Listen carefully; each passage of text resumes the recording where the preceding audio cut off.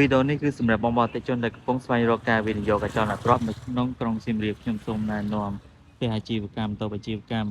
នឹងដីមួយកន្លែងនៅកណ្ដាលក្រុងសៀមរាបតែម្ដងជាប់ជាមួយនឹងវត្តដំណាក់ឥឡូវខ្ញុំសូមបង្ហាញទីតាំងសិននេះគឺជាវត្តដំណាក់បាទហើយនេះគឺជាផ្លូវបំបែកវត្តដំណាក់ទៅស្ទឹងបាទហើយបំបែកមកខាងឆ្វេងគឺមក Golden Temple អូតាបាទហើយទីតាំងមួយកន្លែងនេះគឺប្រជុំជនកណ្ដាលក្រុងតែម្ដងតម្លៃក៏ពិសេសដល់មកអតិជនទៅនោះគឺ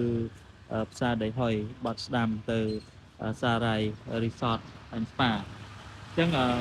ផ្ទះអាជីវកម្មគឺនៅមុខខ្ញុំនេះបាទទំហំដីគឺពេញຂະຫນាតស្អាតតែម្ដងបាទ27ជម្រៅ34បាទហើយក្រុមរបស់យើងគឺពីជំនាញនេះរហូតមកដល់នេះបាទដីធំស្អាតបាទតែងធ្វើអតែលដឹងតែត្រូវតែម្ដងបាទខាងក្រោយនោះគឺអតែលបាទជាប់ជាមួយនឹងរបងដីតែម្ដងអញ្ចឹងសម្រាប់ដីនឹងផ្ទះអាជីវកម្មរបស់យើងគឺផ្ទះមាន4បន្ទប់គេង6បន្ទប់ទឹកឡាវតឿ1ហើយមានតូបអាជីវកម្ម3ខាងមុខនេះបាទ1 2 3មានចំណូល$600មានបន្ទប់ជួលនៅខាងក្រោយតូបបាទ3បន្ទប់ទៀត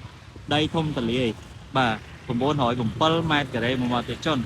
តម្លៃរឹតតែពិសេសតម្លៃពី1,50,000មកត្រឹមតែ75,000ចោលចាមួយម៉ោងទៀតចុនអត់មានទេតម្លៃនេះបាទបច្ចុប្បន្នគឺគាត់លក់តម្លៃធូរខ្លាំងមែនទែនបងប្អូនអតិថិជនដែលមានតម្រូវការពិតអាចអញ្ជើញមកមើលទីតាំងមកកន្លែងនេះបានសម្រាប់ព័ត៌មានលម្អិតបងប្អូនអតិថិជនអាច contact មកផងដែរបាទអរគុណជំរាបលា